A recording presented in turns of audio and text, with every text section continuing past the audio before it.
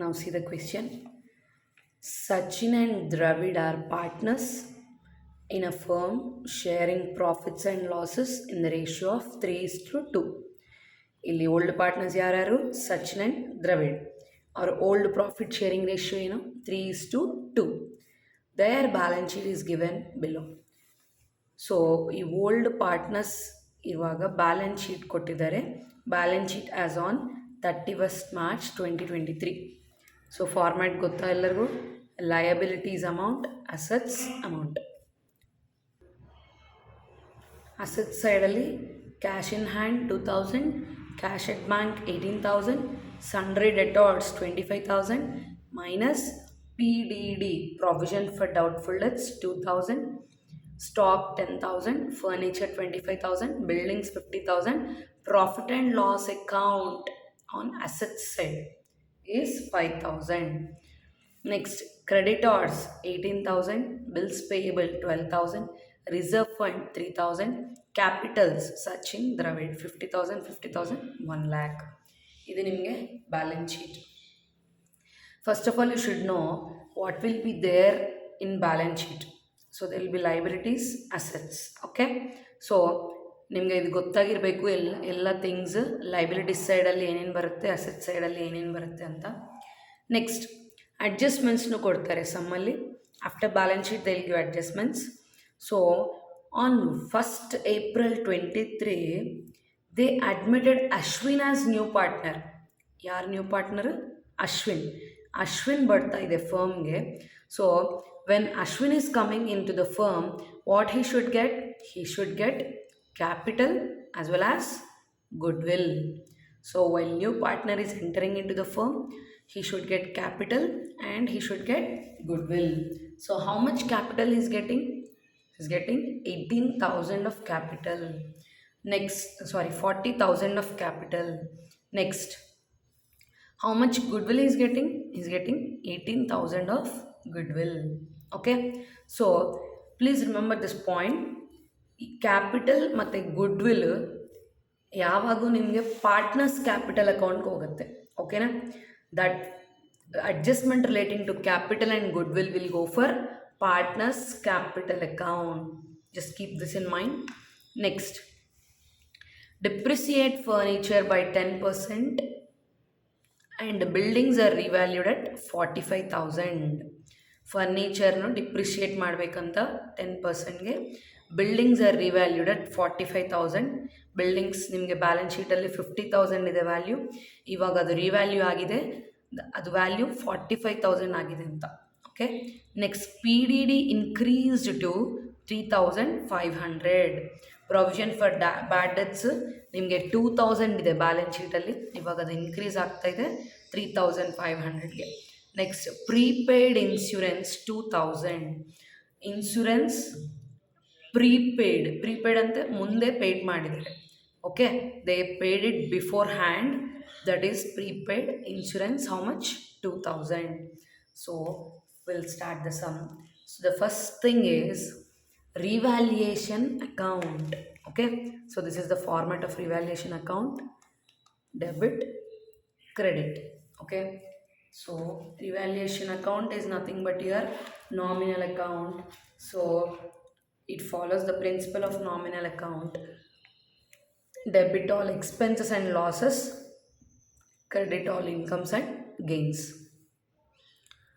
Asset increase, liabilities decrease. Asset decrease, liabilities increase. Okay, now we'll go to adjustments.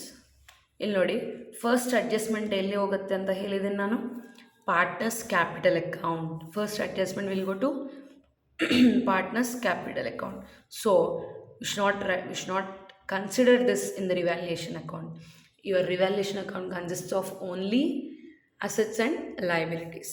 Now first, depreciate furniture by 10% and buildings are revalued at 45,000.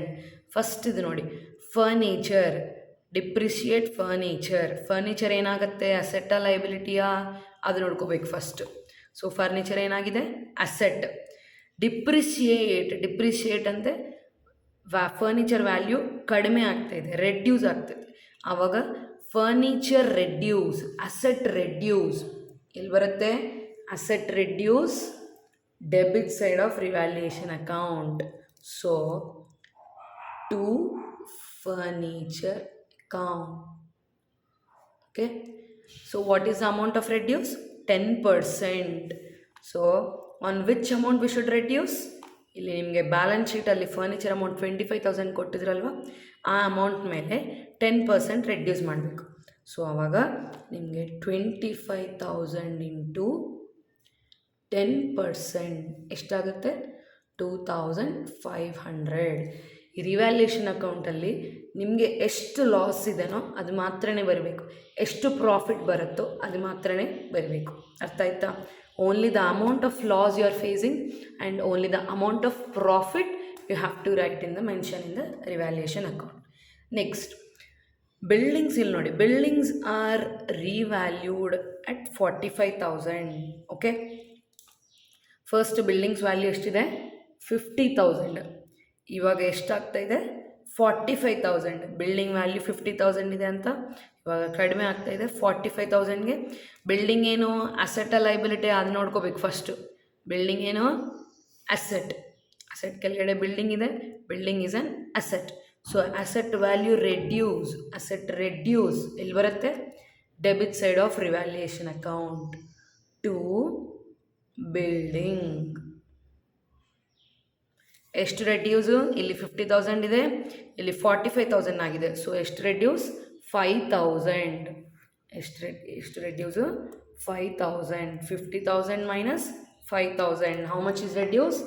5,000 is reduced. Okay. Next, PDD increased to 3,500. PDD increased to 3,500. So what do you mean by this PDD? PDD ಅಂತ ಏನು? Provision for doubtful debts.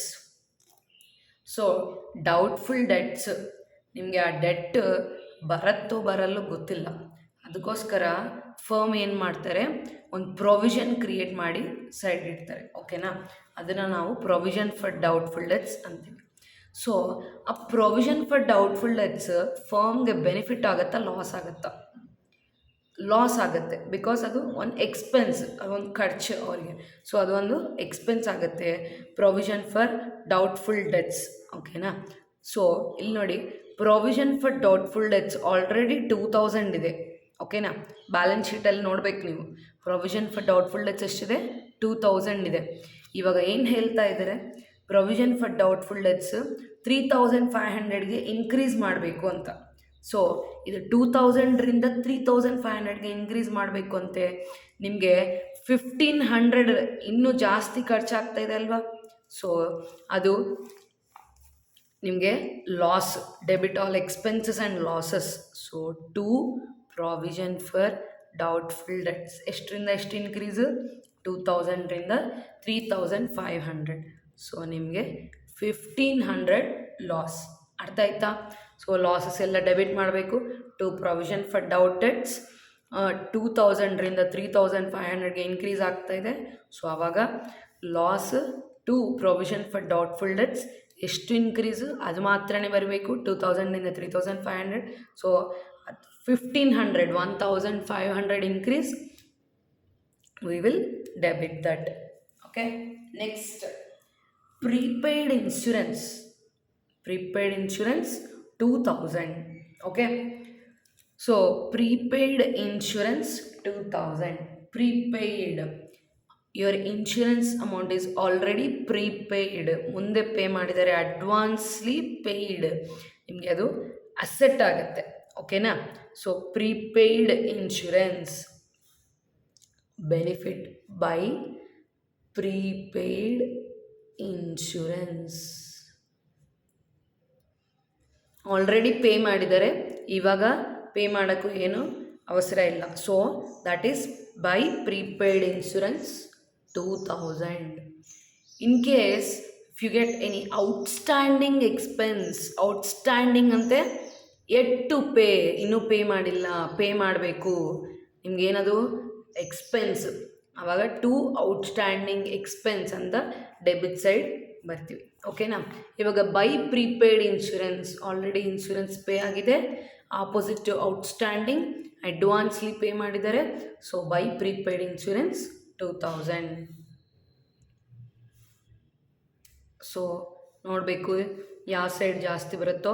ಇಲ್ಲಿ 5000 plus 2500 plus 1500, so 9000. So credit ಸೈಡ್ಗಿಂತ debit ಸೈಡೇ ಜಾಸ್ತಿ. ಆದರೆ ನಾನು ಇಲ್ಲಿ ತಗೊಂಡು ಹೋಗ್ತಾಯಿದ್ದೀನಿ 9000. Okay, so 9000 minus 2000. So what is 9000 minus 2000? 7000. Okay, so ಇಲ್ಲಿ ಡೆಬಿಟ್ ಸೈಡ್ ಜಾಸ್ತಿ ಇದೆ ಕ್ರೆಡಿಟ್ ಸೈಡ್ಗಿಂತ. ಆವಾಗ ನಿಮ್ಗೆ ಏನಾಗುತ್ತೆ? ಲಾಸ್ ಆಗುತ್ತೆ. ಆ ಲಾಸ್ ಯಾರ್ಯಾರು ಶೇರ್ ಮಾಡಬೇಕು? ಶೇರ್ ಮಾಡ್ಕೋಬೇಕು? ಓಲ್ಡ್ ಪಾರ್ಟ್ನರ್ಸ್ ಶೇರ್ ಮಾಡ್ಕೋಬೇಕು. So this loss is being transferred to old partners. ಇಲ್ಲಿ ಓಲ್ಡ್ ಪಾರ್ಟ್ನರ್ಸ್ ಯಾರ್ಯಾರು? ಸಚಿನ್ ಮತ್ತು Dravid. By loss transferred to Sachin. ಎಷ್ಟು? 7000 ಇಂಟು ಅವ್ರ ಓಲ್ಡ್ ಪ್ರಾಫಿಟ್ ಶೇರಿಂಗ್ ರೇಷಿಯೋ ಎಷ್ಟು? 3:2. ಅಂದರೆ ಸಚಿನ್ಸ್ ಪ್ರಾಫಿಟ್ ಇಸ್ 3/3 + 2 is 5. ಓಕೆನಾ? ನೆಕ್ಸ್ಟ್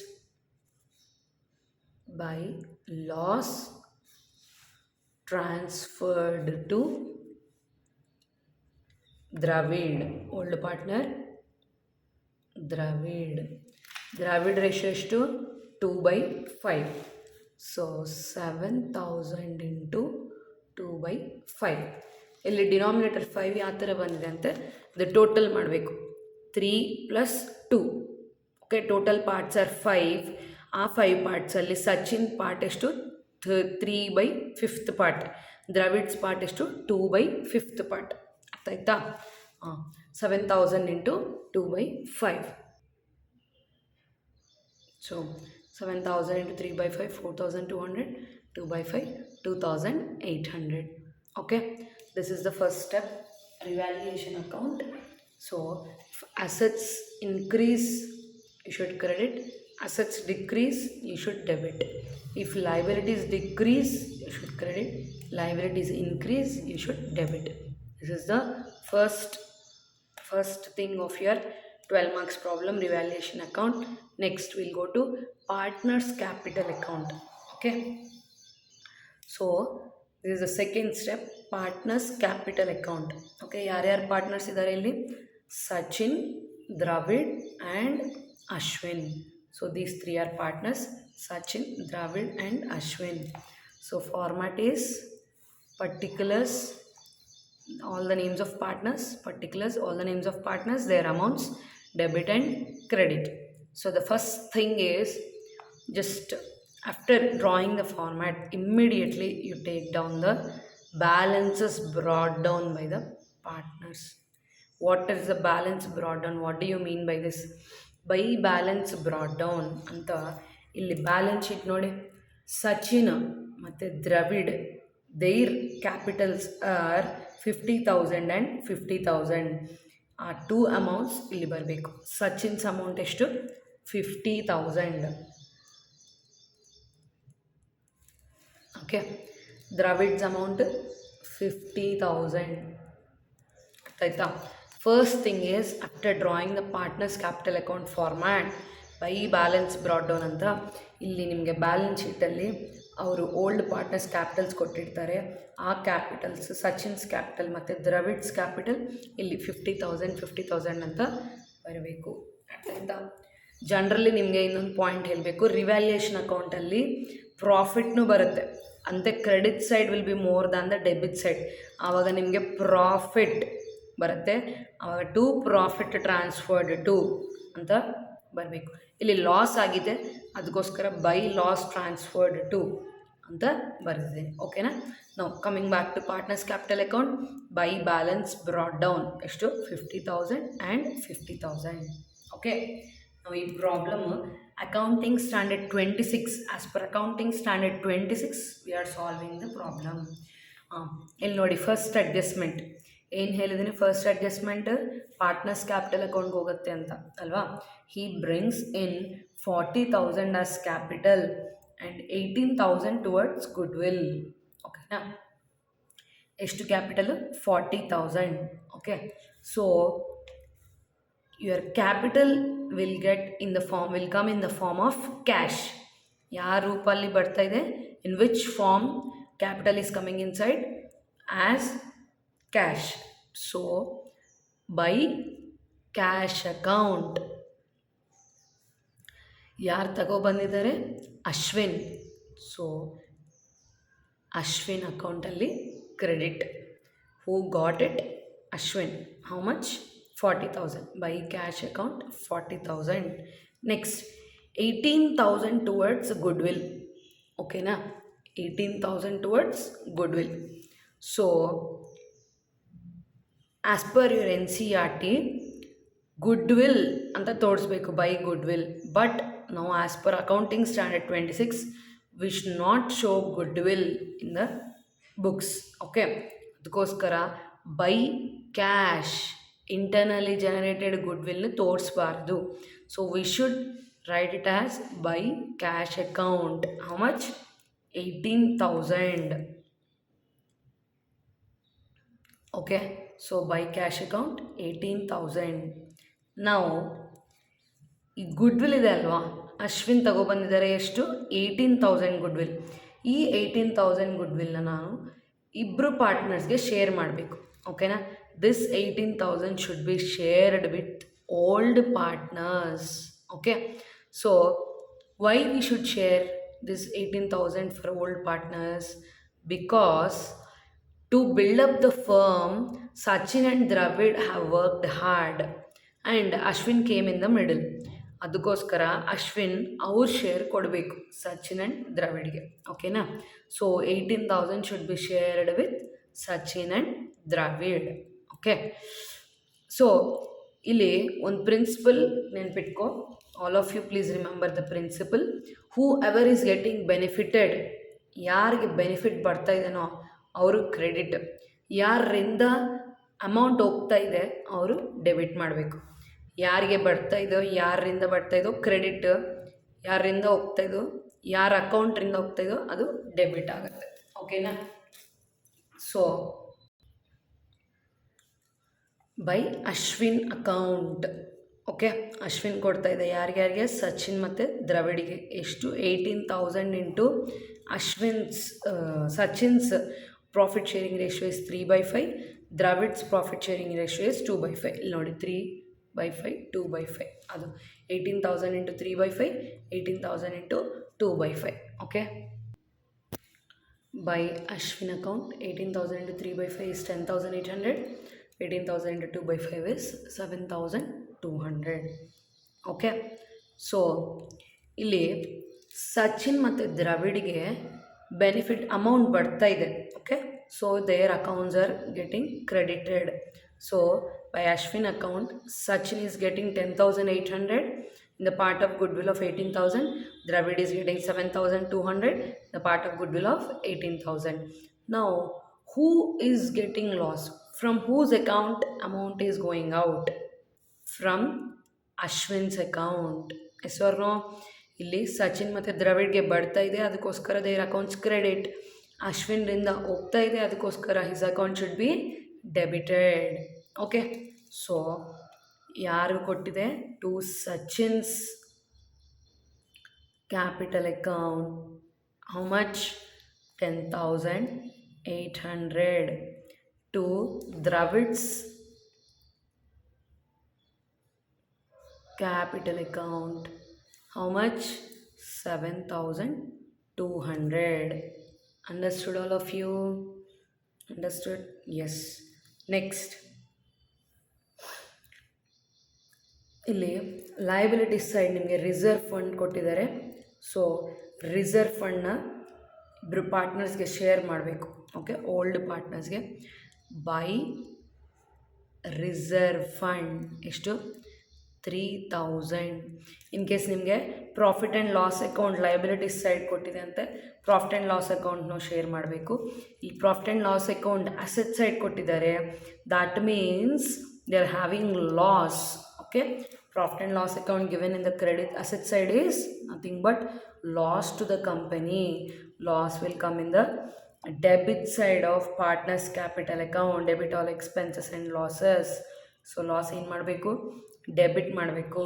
ಓಕೆ, ನಾವು ಇಲ್ಲಿ ಬೈ ರಿಸರ್ವ್ ಫಂಡ್ ಎಷ್ಟು 3000 ಇಂಟು ರೇಷಿಯೋ 3/5 2/5 3/5 ಸಚಿನ್ಗೆ 2/5 ದ್ರಾವಿಡ್ಗೆ. ಓಕೆನಾ, ಕ್ಯಾಲ್ಕುಲೇಟ್ ಮಾಡಿ.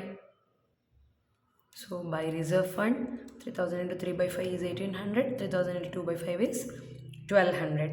Next, see here, asset side profit and loss account 5000. Okay, so ನಿಮಗೆ ಅದು ಲಾಸ್ ಏನು ಮಾಡಬೇಕು, ಡೆಬಿಟ್ ಮಾಡಬೇಕು.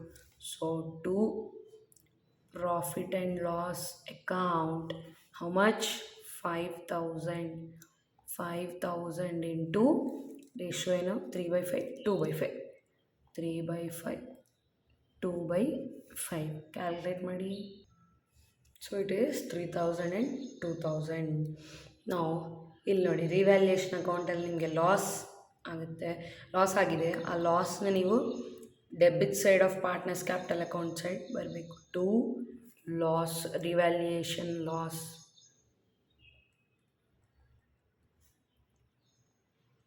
ಎಷ್ಟು 4200 ಸಚಿನ್ದು, 2800 ದ್ರಾವಿಡ್ದು. 4200 2800. ಓಕೆನಾ, clear? Will see one more time.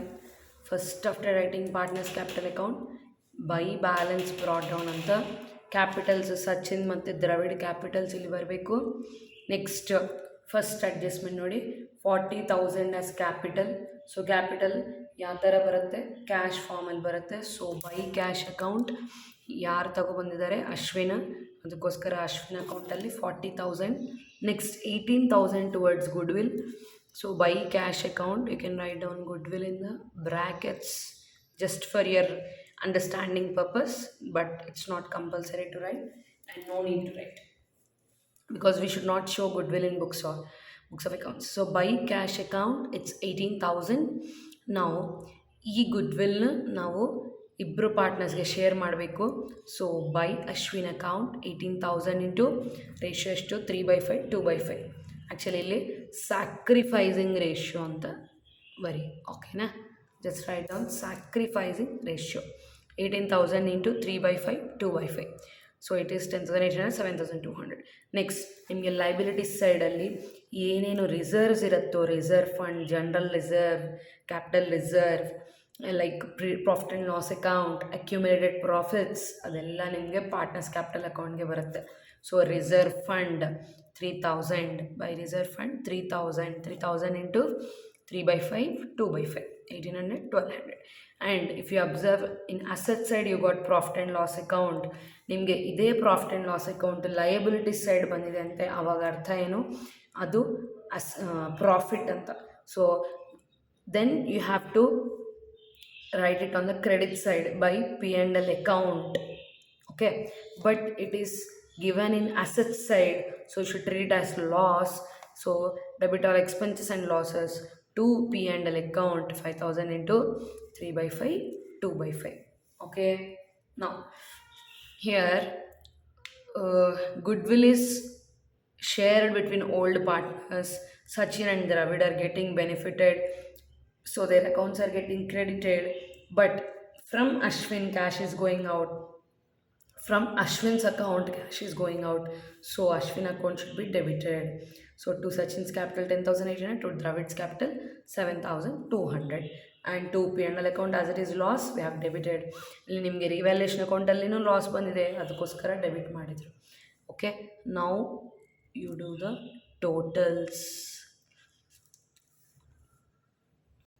ಇಲ್ಲಿ ಕ್ರೆಡಿಟ್ ಸೈಡ್ ಬ್ಯಾಲೆನ್ಸಸ್ ಜಾಸ್ತಿ ಇದೆ, so that credit side balance will write it here 58,000, which will be the higher one that we should carry forward on both sides. We should write on both sides 22,600.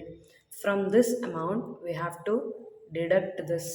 ಈ ಅಮೌಂಟ್ರಿಂದ ಇದು reduce ಮಾಡಬೇಕು, deduct ಮಾಡಬೇಕು. ಓಕೆನಾ? Just subtract and write the balances. See here, after subtracting your balances will be like this. So we have to write to balance carried down. Okay, we'll show this in the balance sheet. Okay, so ನಿಮಗೆ balance ಶೀಟಲ್ಲಿ capitals ಬರುತ್ತಲ್ವ, ಕ್ಯಾಪಿಟಲ್ಸಲ್ಲಿ ಈ 3 new balances ಬರಬೇಕು. ಓಕೆನಾ? So the balance carried down, this will go to balance sheet. I hope it's clear till now. Now we'll go to balance sheet. What will be the balance sheet format? Liabilities amount, assets amount. Liabilities amount, assets amount. So see here, assets, cash in hand ಎಷ್ಟು 2,000, cash at bank 18,000. So if you see here in partners capital account, okay, ಹಿಂಗೆ ಏನೇನು ಬಂದಿದೆ, cash ಎಷ್ಟು ಬಂದಿದೆ ಫರ್ಮ್ಗೆ 40,000 ಮತ್ತು 18,000. Okay, ಇವಾಗ cash value change ಆಗುತ್ತಾ? First ಎಷ್ಟಿದೆ? 2,000 ಇದೆ, 18,000 ಇದೆ.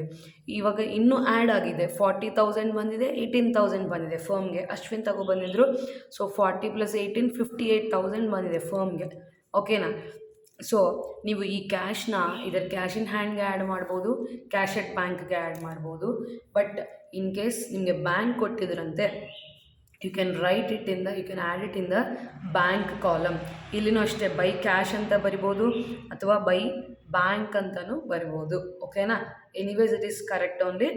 So first cash in hand 2,000. Now cash at bank, I am adding this cash with the bank. ಓಕೆನಾ? ಬ್ಯಾಂಕ್ ಎಷ್ಟು ಆಲ್ರೆಡಿ ಎಷ್ಟಿದೆ? 18,000 ಇದೆ. ಇವಾಗ ಹೊಸ ಪಾರ್ಟ್ನರ್ ಎಷ್ಟು ಕ್ಯಾಪಿಟಲ್ ತಗೊಬಂದಿದ್ದಾರೆ? 40,000. ಸೊ ಅದನ್ನು ಆ್ಯಡ್ ಮಾಡಬೇಕು. ನೆಕ್ಸ್ಟ್ ಗುಡ್ ವಿಲ್ ಎಷ್ಟು ತಗೊಬಂದಿದ್ದಾರೆ? 18,000. ಅದನ್ನು ಆ್ಯಡ್ ಮಾಡಬೇಕು. ಓಕೆನಾ? ಇದು ಫುಲ್ ಆ್ಯಡ್ ಮಾಡಿ ಔಟರ್ ಕಾಲಮಲ್ಲಿ ಬರಬೇಕು. ಎಷ್ಟು ಬರುತ್ತೆ? 76,000. Cash at bank is 76,000. ಓಕೆನಾ? ಇವಾಗ ನೋಡಿ, ಸಂಡ್ರಿ ಡೆಟಾರ್ಸ್, DR ಅಂತ ಡೆಟಾರ್ಸ್ 25,000. ಓಕೆನಾ? ನಾವು ಇಲ್ಲಿ ಅಡ್ಜಸ್ಟ್ಮೆಂಟ್ಸಲ್ಲಿ ನೋಡಿ, PDD ಇನ್ಕ್ರೀಸ್ ಟು 3,500. 2,000ರಿಂದ 3,500ಗೆ ಇನ್ಕ್ರೀಸ್ ಮಾಡಿ ಅಂತ ಹೇಳ್ತಾ ಇದ್ದಾರೆ. ಸೊ ಇವಾಗ ಏನಾಗುತ್ತೆ? PDD ಲೆಸ್ PDD 3,500 ಎಷ್ಟಾಗಿದೆ? 2,000ರಿಂದ 3,500 ಆಗಿದೆ. ಸೊ ಎಷ್ಟು ರೆಡ್ಯೂಸ್ ಮಾಡಬೇಕು? 3,500 ರೆಡ್ಯೂಸ್ ಮಾಡಬೇಕು. ಅರ್ಥ ಆಯ್ತಾ? ಅದು ಕ್ಯಾಲ್ಕುಲೇಟ್ ಮಾಡಿ ಔಟರ್ ಕಾಲಮಲ್ಲಿ ಬರಿ. So it is 21,500. ನೆಕ್ಸ್ಟ್ ಸ್ಟಾಕ್ಗೆ ಏನು ಅಡ್ಜಸ್ಟ್ಮೆಂಟ್ ಇಲ್ಲ, ಇಲ್ಲಿ ನೋಡಬೇಕು. ಸ್ಟಾಕ್ಗೆ ಏನು ಅಡ್ಜಸ್ಟ್ಮೆಂಟ್ ಕೊಟ್ಟಿಲ್ಲ. So as it is stock ಎಷ್ಟು ಕೊಟ್ಟಿದ್ದಾರೆ? 10,000 ಅಂತ ಔಟರ್ ಕಾಲಮಲ್ಲಿ ಬರ್ತಿದೆ. ನೆಕ್ಸ್ಟ್ ಥಿಂಗ್ ಇಸ್ ಫರ್ನಿಚರ್ ಎಷ್ಟಿದೆ ವ್ಯಾಲ್ಯೂ? 25,000.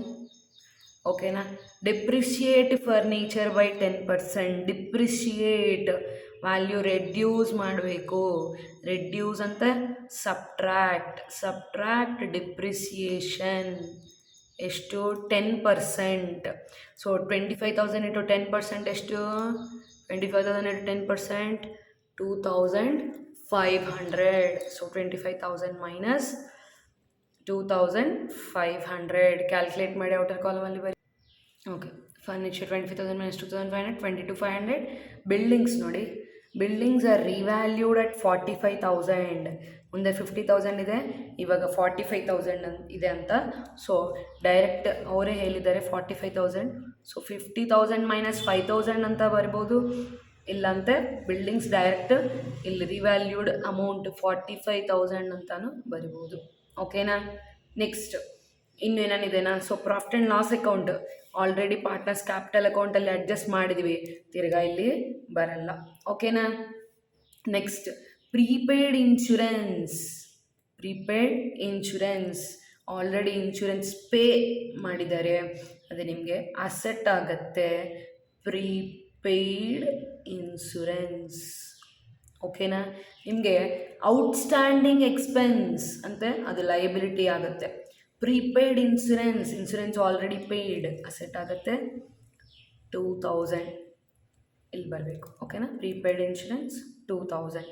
ಸೊ ಎಲ್ಲ ಅಸೆಟ್ ಸೈಡ್ ಫಿನಿಶ್ಡ್. ಇವಾಗ ಲೈಬಿಲಿಟೀಸ್ ಸೈಡ್ ಹೋಗಬೇಕು. ಕ್ರೆಡಿಟಾರ್ಸ್, ಎಷ್ಟು ಕ್ರೆಡಿಟಾರ್ಸ್? 18,000. ಬಿಲ್ಸ್ ಪೇಯಬಲ್ ಎಷ್ಟು? 12,000. ರಿಸರ್ವ್ ಫಂಡ್, ರಿಸರ್ವ್ ಫಂಡ್ ಬರುತ್ತಾ? ಬರಲ್ಲ, because we have adjusted here, ಅದು ಬರಲ್ಲ. ಕ್ಯಾಪಿಟಲ್ಸ್, ಕ್ಯಾಪಿಟಲ್ಸ್ ಈ ಅಮೌಂಟ್ ಬರಬೇಕಾ? ಈ ಅಮೌಂಟಾ? ಈ amount, because new balances for 3 partners. Capitals ಯಾರ್ಯಾರಿಗೆ? ಇವಾಗ 3 ಪಾರ್ಟ್ನರ್ಸ್ ಕ್ಯಾಪಿಟಲ್ಸ್ ಇಲ್ಲಿ ಬರಬೇಕು, new balance sheet. So Sachin, Dravid, Ashwin ಓಕೆನಾ. ಸಚಿನ್ಸ್ ವ್ಯಾಲ್ಯೂ ಎಷ್ಟು? 65,400. ದ್ರಾವಿಡ್ಸ್ 53,600. ಅಶ್ವಿನ್ಸ್ 41,600. ಎಲ್ಲ ಆ್ಯಡ್ ಮಾಡಿ